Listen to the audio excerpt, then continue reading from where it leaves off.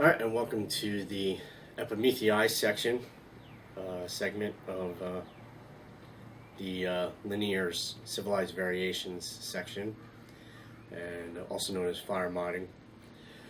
So, I'm sorry I couldn't come up with something for Phyre Plow, but that one's going to stump me. But I am going to come up with some more Phyre mods in another video. So I have a few more ideas, but I think I've given quite enough. So I'm going to save it for another set. So Phyre Glide and Phyre Ribbon are going to open up some new worlds for me. Yeah, discovery-wise, both self and probably humanity, like I talked about. And so I'm going to keep experimenting with those, about how far I can go with new materials, using branches in that way with the Phyre Ribbon, and harder densities with the Phyre Glide. So, which I'm very excited to try.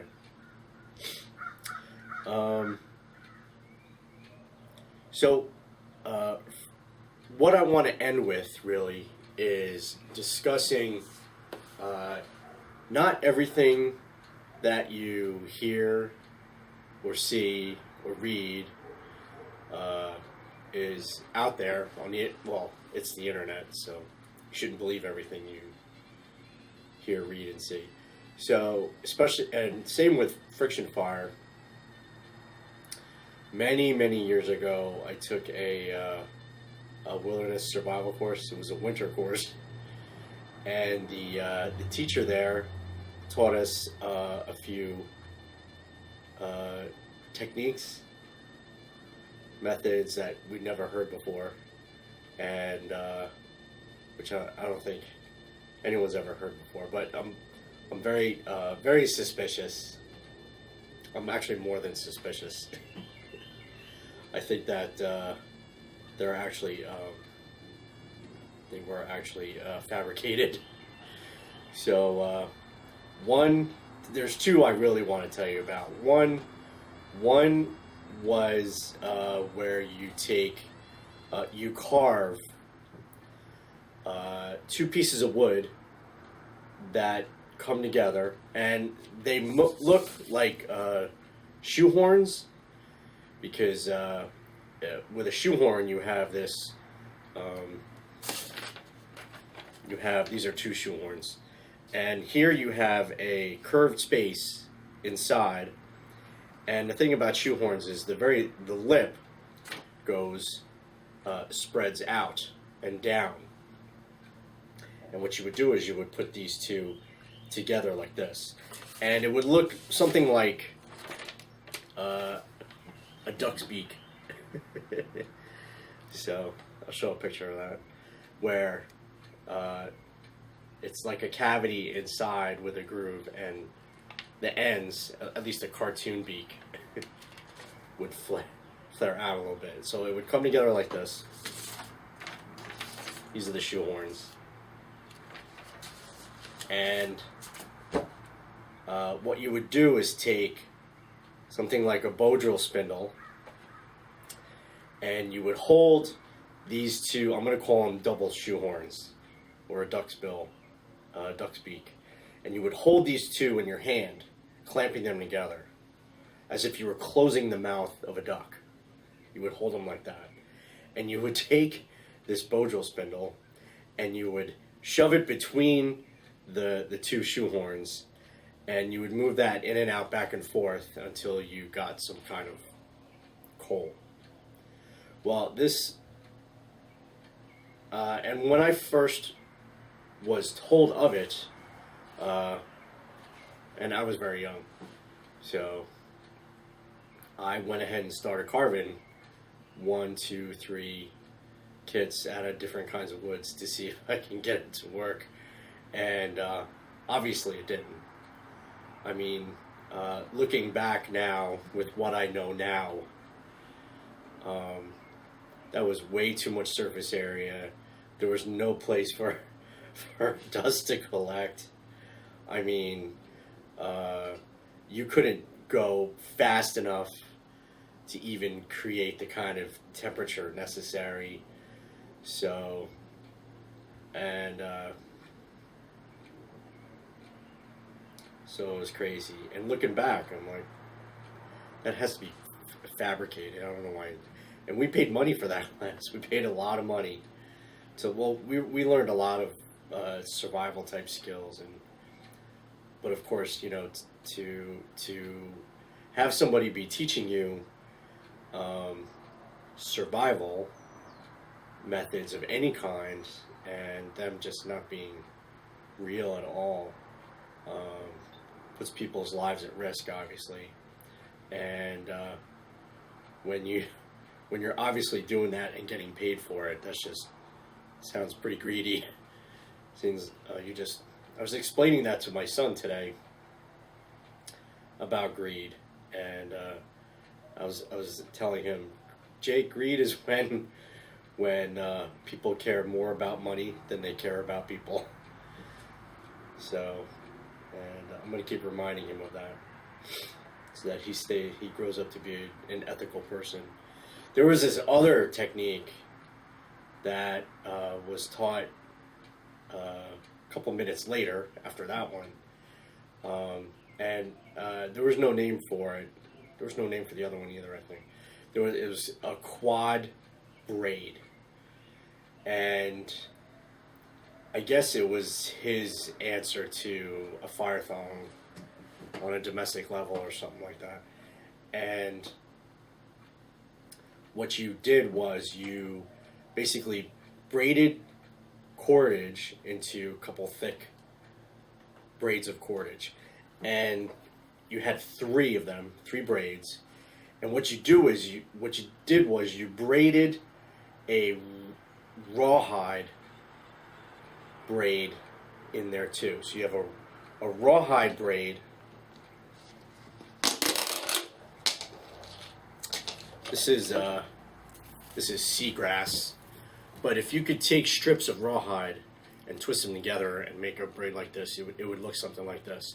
And then what you would do is you would take the 3 natural cordages that you braided, and you would take all 4 and braid them together. So you would have like a cable braid, a quad braid.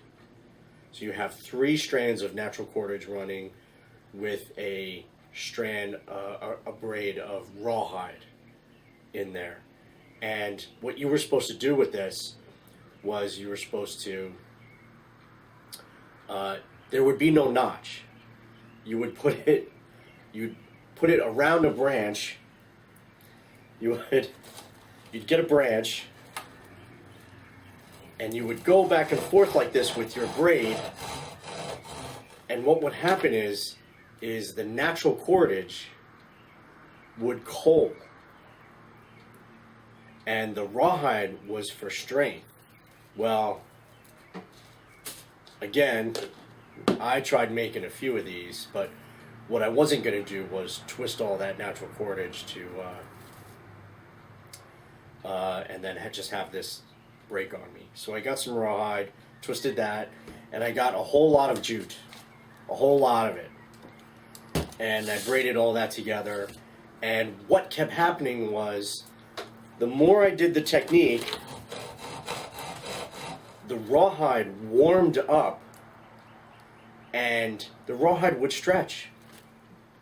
So the rawhide would loosen and stretch, which means that there would be no strength to it at all to support the cordage. And so as I was doing this, the cordage would just snap. The cordage would snap, and then I would just be holding these 2 ends that are held together with stretched rawhide. And so I would learn my lesson, right? I think, oh, well, he forgot to mention maybe you have to stretch the rawhide. So I stretched the rawhide and warmed it up, stretched it as much as I could, and I did it again, and I braided these things again and again and again. But the same result kept happening, regardless, no matter how many times I stretched it. The rawhide would keep stretching, and the cordage would keep snapping, and it would never coal. It wouldn't even get hot enough. So, and it would break long before I could even get it done. So you have to be, and so I have notes on this class. I mean, other people were there. I mean, there's recordings on this. There's tape recordings of this talk, and it's this is all in people's notebooks. So this is, so these are facts that it's out there. There are people out there with these notes, these recordings, and they paid money for them too. So, moving on. This is the linear section, so I'm not talking about drills and stuff like that. What we're going to do next, so be careful out there. So when I was teaching wilderness skills, when we would go over fire, well, we didn't really have time to do everything we really wanted to do as instructors. And, well, one of the things that was very frustrating for me, I told you way back, was the cooking lecture. We had a primitive cooking lecture, which was handed down to me, and I would have to teach all of these techniques on a marker board, and it drove everybody crazy, because no matter how many times I could explain it on the board, there was a million questions. And so what eventually evolved into happening was I started bringing stuff into the classroom, like hot rocks from the fire and boiling water. And I would do that in front of the whole class. I would have a clay-baked fish, and I would just bring that in and break up the clay, and the cooked fish would be inside. So I started doing stuff like this until eventually I was like, well, there's so much more I could do, but I can't bring it into a classroom. So I took the whole lecture outside, and I did everything. Cooking on coals, steam pit, drying and smoking, you name it. Spit cooking, boiling stew with hot rocks. I had an oven. I mean, it was great. It was fabulous. Were there any questions? No, because, you know, it was like I would show them that it can be done. There it was. There was the reality of it. And that was something that was so extremely important to me, because I wanted to teach the way I would have wanted it taught to me. Very honestly, sincerely, truthfully, reality, and, you know, clearly, especially clarity. Clarity is a big thing with me. Not simplicity, like I said before, but clarity. Clarity is very key to me. So, again, the enemy of education is ignorance, right? So, I wanted to give back to others. I was so excited about teaching, still am. I wanted things to be above and beyond even the way it got taught to me. And I wanted to teach things the way that I would have wanted it taught to me. So that's what I had started doing.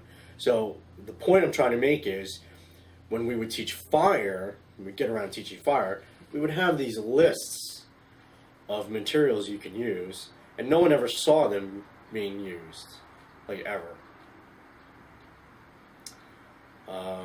So we had wood that people could make friction fire devices out of, and we did the occasional hand drill and maybe mouth drill, but you know, not many people practiced, and supplies were limited, and there was no variety to the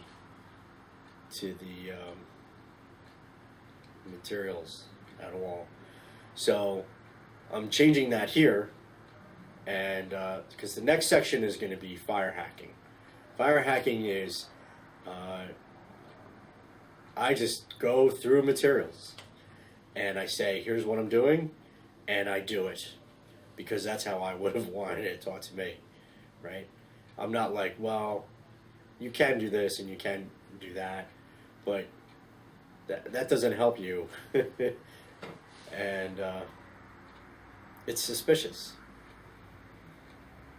So here is the truth of it, the clarity, the sincerity, the honesty, the reality here on video.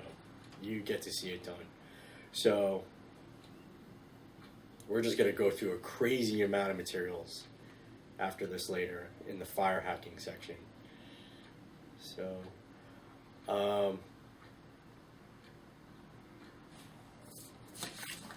but before we go to that, again, about you have to train with insight, as we say in my martial arts, or my teacher would tell me, Jack would say to me. You have to train with insight. With your experience, you have to look at something and you have to be able to break it down and really try to understand it as best you can. And scientifically have reproducible results. It has to work. It has to work for you over and over if and when you put everything in balance, in life-supporting balance. So I'm going to go over next some techniques or methods that were mentioned in a journal, a professional journal in the 80s. And so I'm going to get that and bring it out here and show it to you. And because I actually got a copy of it on the internet.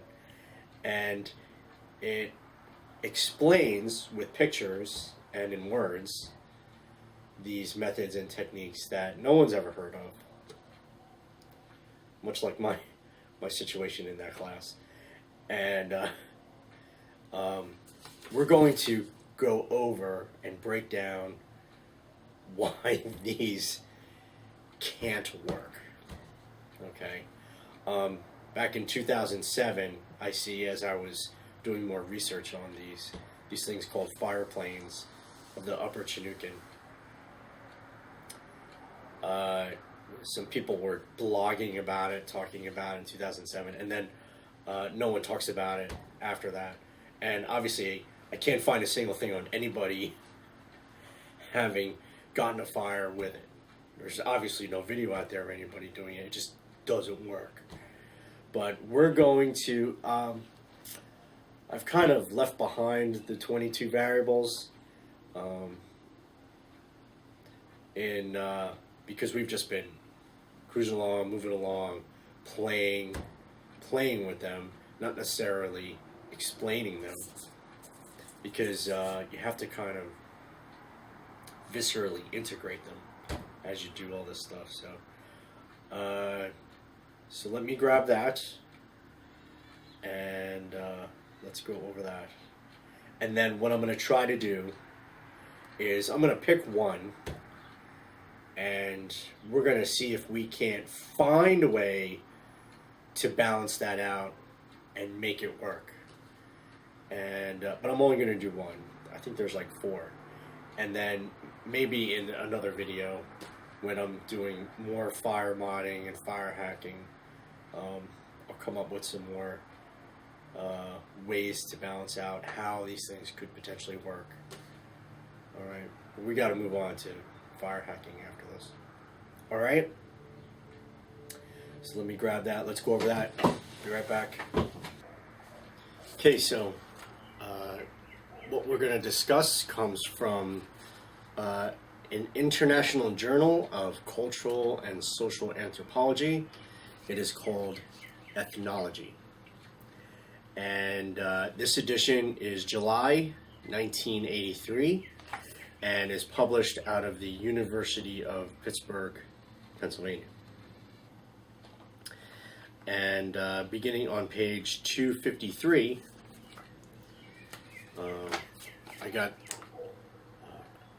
I didn't know that when I first ordered this, I wasn't getting the full journal. Someone sent me the pages from the journal. They were actually taken out. but you know, it was good to have an original copy. So I went back online, and then I saw that someone was actually selling an actual whole copy, and this came all the way from Germany, from Berlin. So I keep these originals aside. I keep them in a plastic bag so that I don't lose them. But what I did was I made copies for myself so that I could just write notes and my thoughts and highlight things.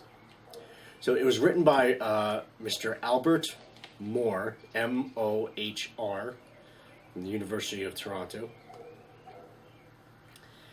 And it's a little hard to digest and read through, but I'll go through the gist of it.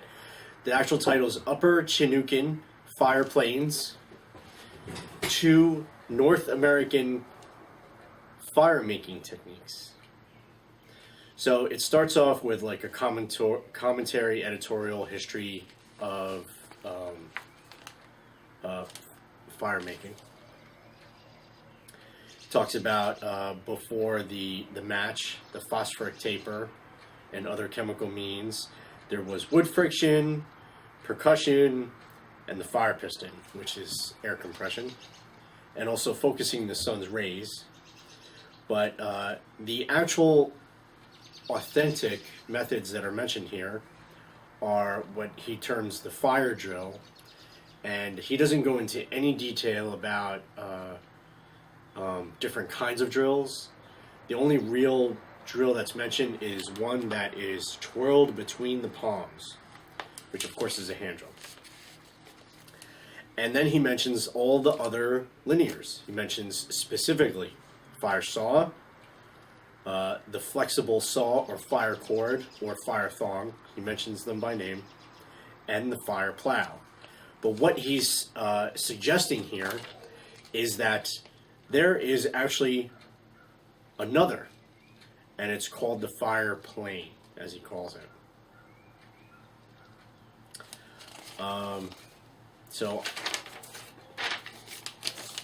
there's a data or stats on the Wishram Chinookan peoples of the Washington, Oregon area. And but we're not going to go through that stuff. What I am going to quickly mention is the source of where Mr. Mohr, if I'm saying his name correctly, I don't want to butcher anybody's name, where he gets his information from. So I'm just going to read this off for you. And this is on page 254. The data on Upper Chinookan fire making were obtained in 1953 and 1960 from George Forman, not the boxer, of Wishram, then living on the Yakima Reservation in Washington State. Forman was born on an island at Cascade Locks in 1893 in Cascade Territory and lived in that area until age 6, and goes through his history. He was then taken by his maternal grandmother to a long-established Wishram village. His father was a Caucasian, died when Forman was only a few months old.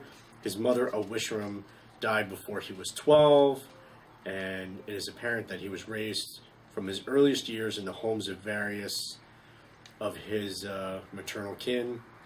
He was a small man, crippled from childhood, walked with a limp, always cheerful and friendly as a rule. He talked directly from his own experience and observations rather than generalization from those of others.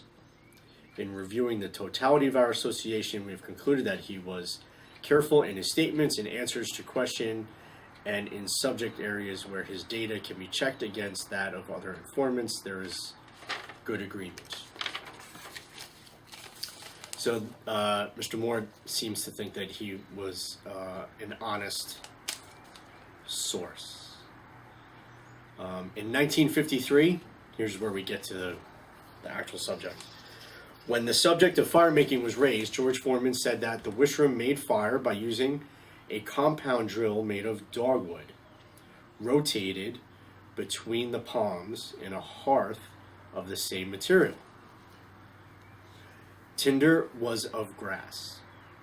Another Wishram informant, William Winier, had earlier mentioned the palm drill for making fire, although he did not know any details except that shredded cedar bark was used as tinder. And it goes on, and then it goes, doubtless, the standard way of making fire in the area was by drilling. This was the method of the neighboring Septons and was also used by the lower Chinook. Okay, so, and here we go. It was rather surprising then that in 1960, in fact, the last time we talked to George Forman, he volunteered information on quite a different fire-making method. He recalled having seen his maternal grandfather make fire. His kit consisted of 4 pieces, 2 rods about 30 centimeters long, which is just under 12 inches, and 16 millimeters in diameter, which is like 1.5 centimeters. And 2 rods about 4 centimeters long, which is just under 2 inches, and 13 millimeters in diameter, which is just under 1.5 centimeters. These were of oak, gathered green, and dried. So, to kindle a fire, he held the 2 longer pieces close together in a vertical position. I'm going to show you a picture of this right now. Grasping them at their upper ends with one hand, resting the lower ends on the ground, tinder of dry grass was placed at the base of these vertical members, and the 2 shorter rods of the outfit, held together, one above the other in a horizontal orientation, were manipulated rapidly up and down between the vertical pair with the other hand. When the tinder caught a spark, it was picked up and blown on so that it would burst into flame. In time, the smaller rods of the kit were worn down so as to be unusable and were replaced by new ones. It was noted that when traveling, one had to be very careful to keep both the rods and tinder dry. It goes on. This Wishram technique develops a high degree of friction, which can be conveniently regulated by the hand that grasps the stationary elements on top. But stabilizing the distal ends by resting or pressing them on or into the ground is not very effective. This difficulty is readily overcome by connecting the 2 pieces together at their lower ends with a length of twine. But this is not mentioned by the informant. Also, the length of the moving elements, remember it as about 4 centimeters, may be too short for comfortable manipulation. The concentration of smoldering wood dust is determined by the orientation of the stationary elements. A vertical position results in an accumulation at the base of the stationary elements in the angle between them and the tinder. Tilting them leads to greater scattering. Careful placement of the tinder must have been essential. Although George Forman's account is short, it is specific as to circumstance of observation.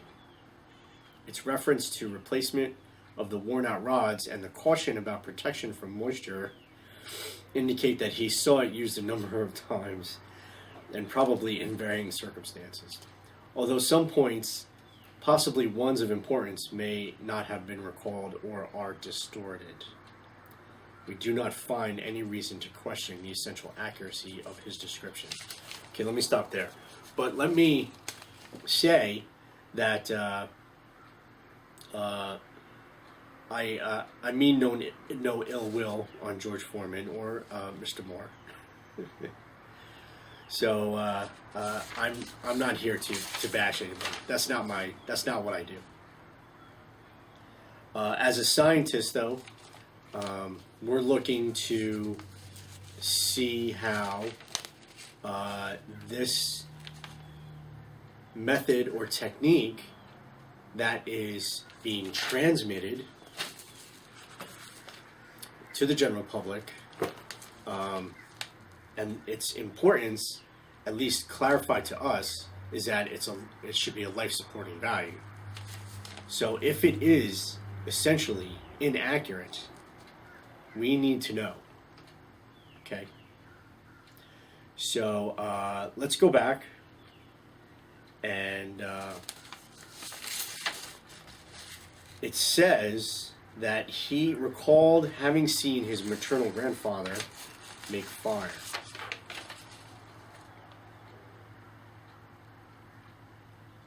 So we don't know when that was, but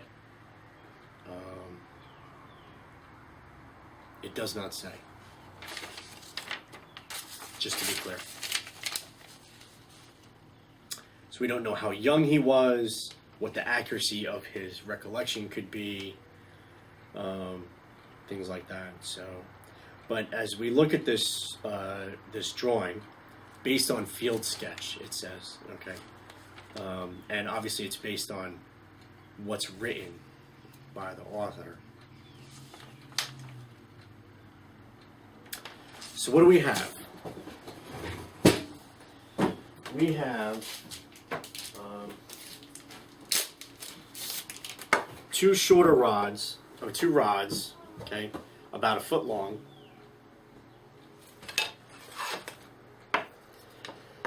Two rods about a foot long, so they're cut here, okay. They're supposed to be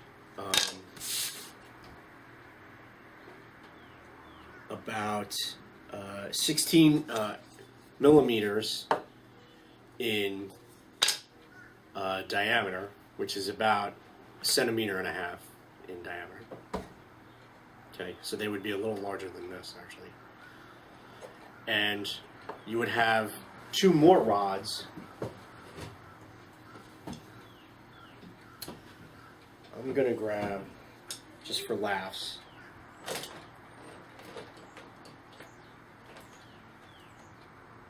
although I'm not laughing at anybody. That's not my style. We take two rods that are, well, basically 2 inches. 2 inches.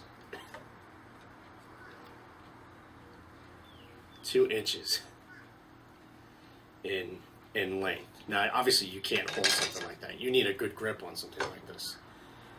So, 2 inches, you would have to be holding it like this if it was 2 inches long. So let's say they are actually in essence. Let's say that his recollection isn't so good and it is longer. And let's say you're just supposed to hold these two here, and these are probably in the ground or even tied together, as these chopsticks are. And you're supposed to work these up and down, I guess, quickly enough. And what he says is you have to keep this vertical. So if you go off like this, there's going to be a scattering, because I guess your tinder is down here, your tinder is down here, and eventually what happens is a spark lands down here. Okay. So this is highly suspicious. Highly suspicious. Now, so let's do our, if you remember this, let's go through our variables real quick. Okay, our necessary ones. Reason, quickly, would lead us to believe, all right, with our skills and confidence and experience tell us that something's not right. Okay. Reason, we can clarify with the other variables how and why this cannot work. Okay. Chemical, that doesn't seem to be an issue here. However, moisture and humidity. It says that the oak was gathered green and then dried. From this note, what that tells us is that these are hardwoods. and that they weren't even weathered. They weren't disintegrating, so that what that says is that these were of a pretty high density.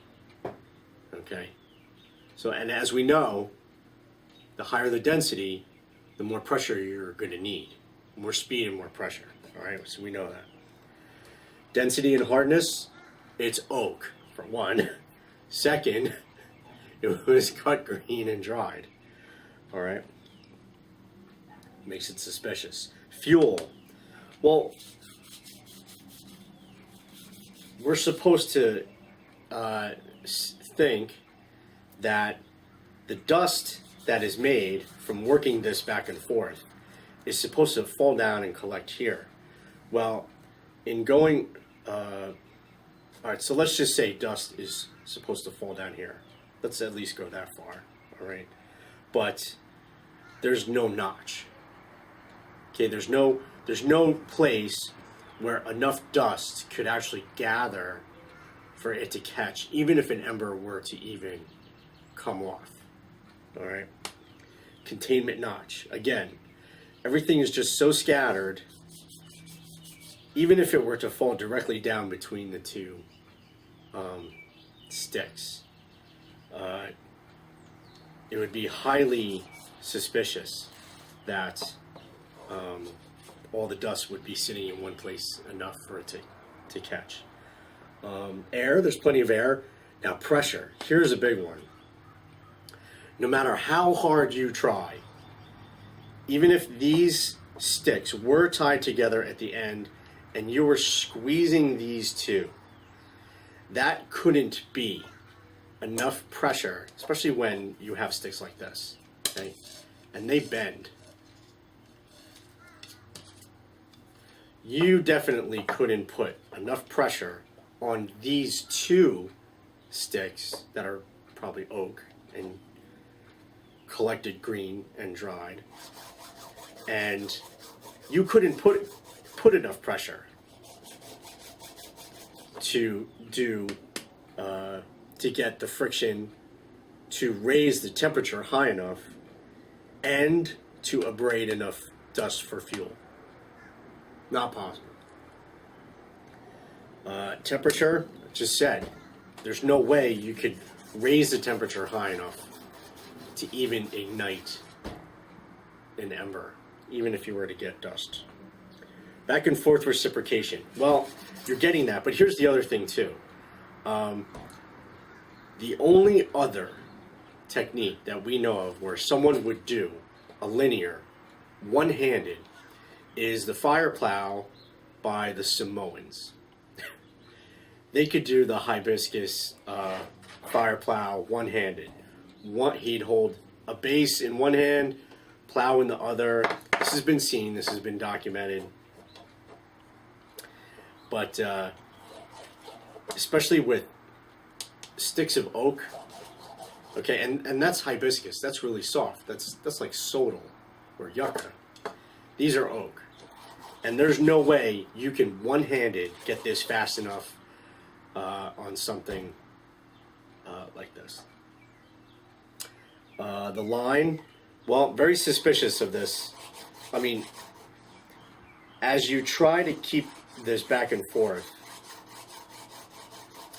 I doubt you can even create enough pressure in between here to even start grooves, friction grooves on these two sticks. Strokes, I think if you were to even go for an hour, you couldn't get enough strokes in here to heat it up to get enough friction. Duration time, with these variables of the type of wood he's talking about and the way that this is structured, it's the structure of this that shows that it can't function, right? We're going here, we're learning about this. If you remember from the Primal A Basics, we would go from structure to variables to function, right? We would go from left to right. So it just can't work. So speed, I think no matter how fast you went, I don't think you could get enough speed to make up for the other variables to get this to work. Space, I don't see space as really an issue, but I think that the way the space is used with this method, it just can't work. Okay, surface area, that's a big one actually too. There is way too much surface area for this method for it to work. Too much surface area means you can't heat it up quick enough, fast enough, because you're in a race. The faster you go, you have to heat it up faster than it is cooling. And there's no way you could win that race with something like this. With this density, with not enough pressure, it can't work. Stability, well, I guess it could be stable, but the other elements just can't allow it to work. Health and energy, well, you'd probably hurt your fingers, you'd all cramp up and everything if you were actually had to use 2-inch dowels like this going back and forth. But energy, I think that would be, first of all, complete waste of your energy. All right, and that's really the main 22.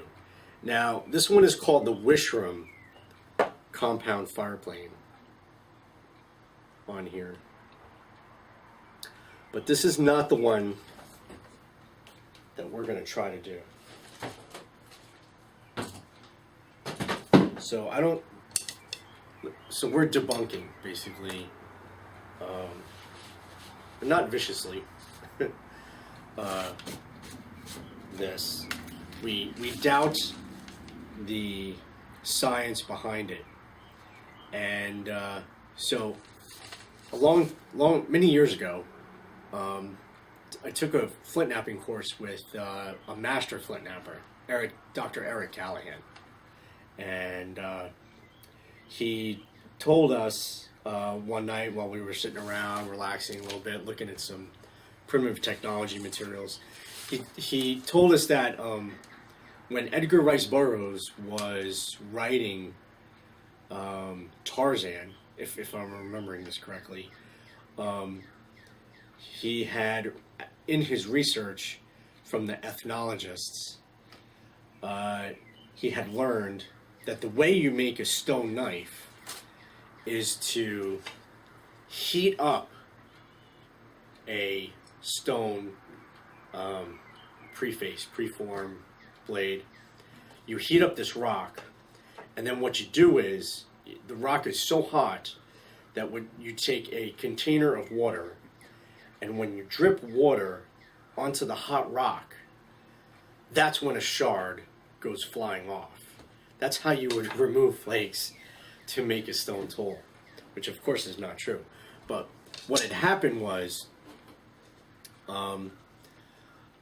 back when ethnologists were trying to seriously collect information from tribes and peoples that were being devastated and removed, and a lot of these peoples who were, bullied, hurt, abused, neglected, you name it, all these bad things would happen to them. And there would be all these ethnologists asking questions about their skills, which were being lost and things like that. And I think some of these peoples had kind of had a time with them where they would just make stuff up, make up wild stories as to how their skills actually took place. So at some point, an ethnologist actually wrote down that technique from one of the peoples of how to make a stone tool. You heat up a rock and you drip water on it, and that's how a flake comes off. And that was recorded as fact and placed into publications. So you have to do your research. Is it actually true? Is it actually true? So let's do the next one. So that was the wish room. Okay. Let's do the cascade. The cascade compound fireplace. Okay. So let's go over that description. Once attention was focused on this new technique, all Wishram notes were reviewed for additional information. And it was found that in 1953, some months after giving the data on the fire drill, George Forman had described another technique of fire making whose significance was not understood or appreciated at the time. An old Cascade man, long dead, had told him how to make fire. A long time ago, Coyote, the culture hero and trickster of all the Chinukins, as well as many other tribes, did this. Coyote broke 2 sticks about 13 millimeters in diameter and 6 to 8 centimeters long, and a larger one, 60 centimeters long. Okay, 60 centimeters is about less than 24 inches, and 8 centimeters is greater than 3 inches. Okay. And the 60 centimeter long stick is about 20 to 25 millimeters in diameter, which is about 2 centimeters or 2.5 centimeters in diameter. The latter was peeled very smooth and round, and was pointed at one end to be set vertically in the ground to a depth of about 25 centimeters. The sticks were all of hardwood, like the roasting sticks are made of. To make fire, the 2 small sticks were placed horizontally, one on each side of the vertical stake, grasped with both hands, and manipulated up and down. When enough smoldering dust was caught on grass placed below, the sticks were dropped, the tinder picked up, and blown into flame. George Forman describes the small sticks as being twisted up and down or rolled with the hands. We regard this as a linguistic difficulty, or perhaps a confusion introduced, because the technique was described to him and was not one he had actually seen. Okay. Yet the overall form of the description and the details related make it seem likely that the Cascade Man was himself familiar with this method of fire making. All right, so let's see what's being described here with the cascade. What we have is one long stick placed into the ground. Let's say the sharp end is placed into the ground. Okay, and this is about little less than 2 feet. You would take 2 sticks, put them around the one stick like this, grasp with both hands. Let me take this off.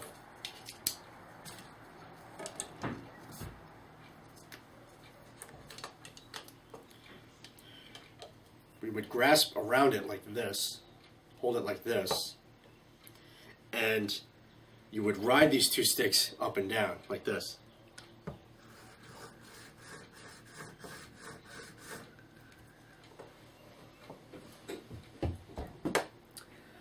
Well, I'm going to say right off the bat that in theory, if you were to balance the right elements, this one could work.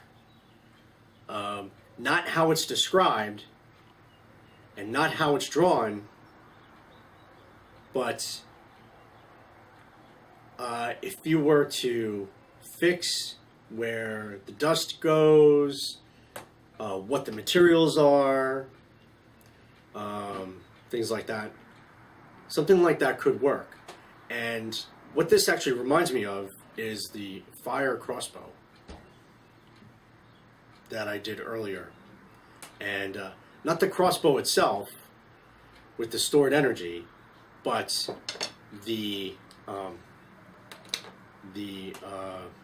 pressure lever brace. You have the base, the pressure lever brace on this, and the blade going back and forth between the two with pressure. We know that that can work. So why not just switch that around and make the double base, we'll call it, the double base go up and down the blade instead of the blade going through the double base. So I think that one could work. Not how it's described here, though. So let's go over this again.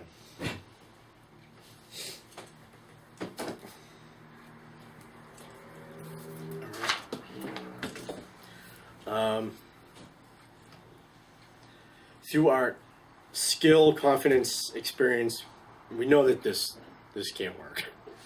And for basically most of the same reasons. It's a hardwood, but two hardwoods together with manual manipulation like that would be very hard to do. Rather a hardwood and a softwood. So, and so that's really densities.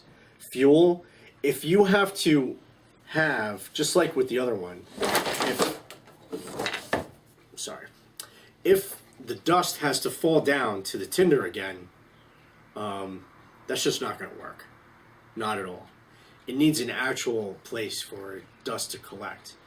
And in the hopes that an ember is going to fall in there, an ignited ember, just seems is highly unlikely. So containment notch, there is no notch. There's no place for an ember to collect. I mean, unlike the fire plow, we know that that's kind of notch-less, but we do know that it's the technique itself which collects the dust into a pile. There doesn't have to necessarily be a fence containment of notch, but here the scattering is so great and there's so much space to allow for the temperature to cool down. You can't win that race again. You have to be able to, well, we'll get to that. You could probably create enough pressure to make that work.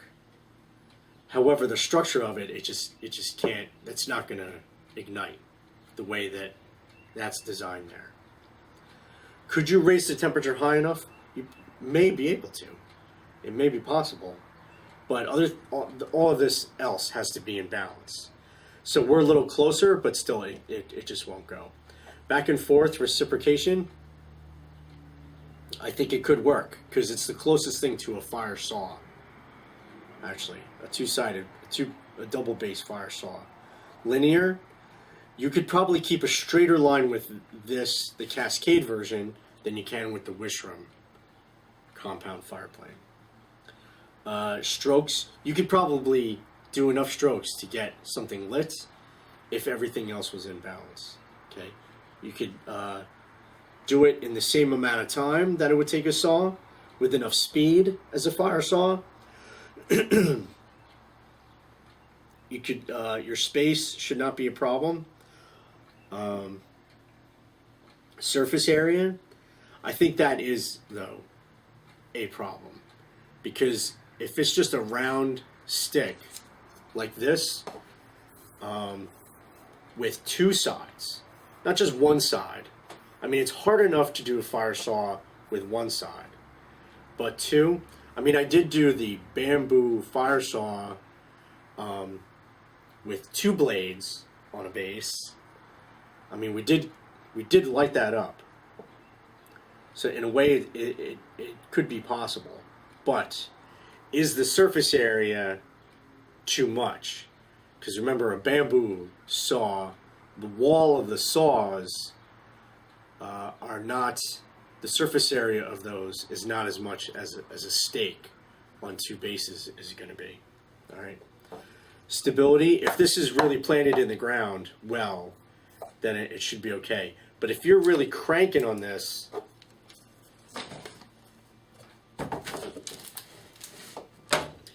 if you've got like a death grip on these two pieces here, you could pull this right up out of the ground. Okay, so what I imagine is something where this would be resting on your chest, or some way to hold this down so it doesn't get pulled out. Down shouldn't be so bad, but up may be an issue. Health and energy. Well, I can't really foresee that as a problem, either one of those, if it goes the way of a fire saw. Okay. So what we're going to do is we're going to attempt to balance the variables of the cascade fire plane and get one going. But before we do that, let's do the last two.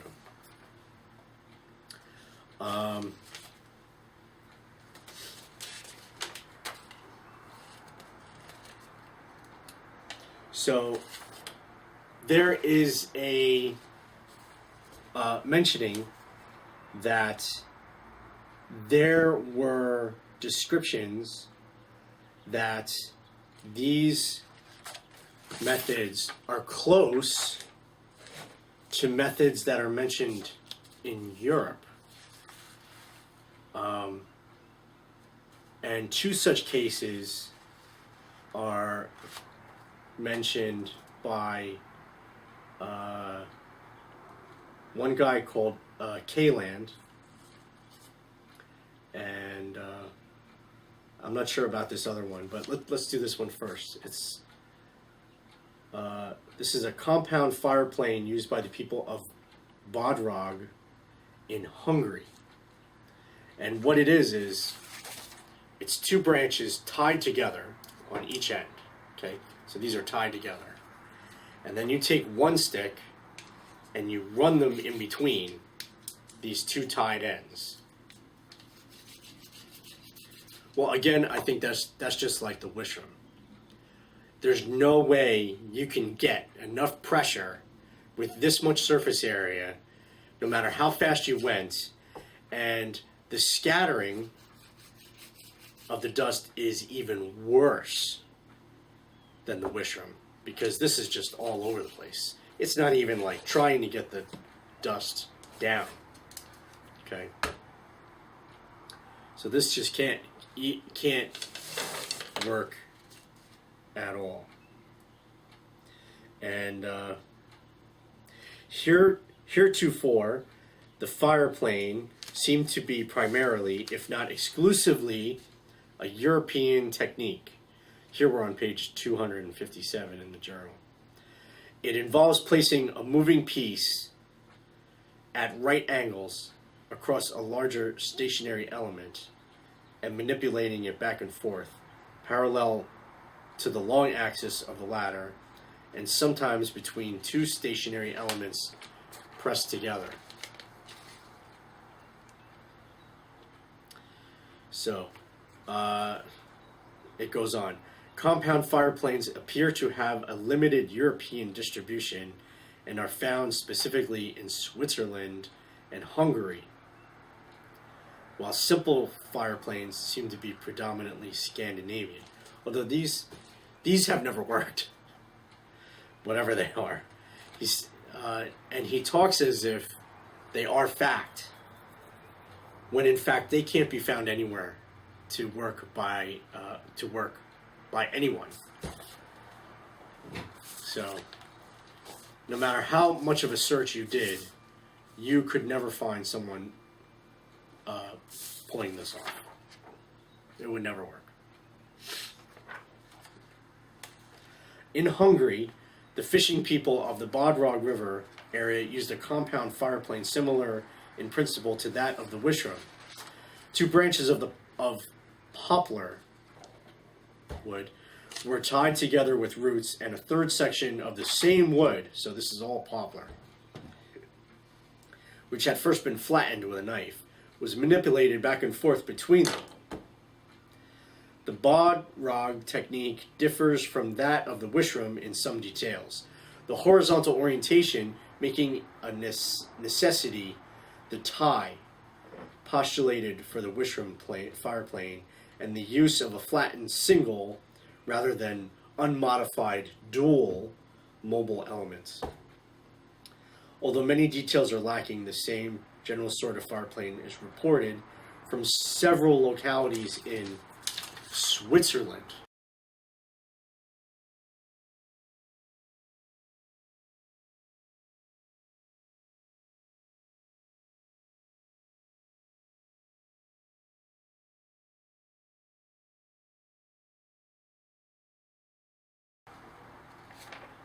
And I'll show you a picture of what this is here. Here we have two gentlemen, and this, I guess this picture comes from 1912. Here a gentleman is holding some fence posts in a scissor fashion, while another gentleman rubs a stick between them. So, and again, there's no notch, there's no place for dust to collect, there's too much surface area, you couldn't get enough speed, okay? Everything that we know about the variables, this cannot work. It can't work. So in summary, it appears that the wishram fire plane is similar in principle to those of Switzerland and that of the Bodrog River in Hungary, but differs in detail from the latter. Thus far, we have not found the cascade type, that is, with dual mobile elements clasped to opposite sides of a single stationary one. Possibly, it is unique. All right. So, and then he goes on to describe and say other things that, and he terms these linear techniques, he calls them the non-drilling techniques of the new world, of the world. And again, he mentions fire saw, fire plow, fire thong, but together his thing is that there is a new one called the fire plane. All right, but these can't work. Their structure and function is disconnected due to the variables not being balanced. Okay, but we're going to try and make the cascade compound fire plane. We're going to try and get that one to work. So I'm going to get some materials together, shape them into structures that I think are going to be in balance, and we're going to have a go at it. All right? So this will be our last fire mod for this series until the next video. All right? Let's do this. Be right back.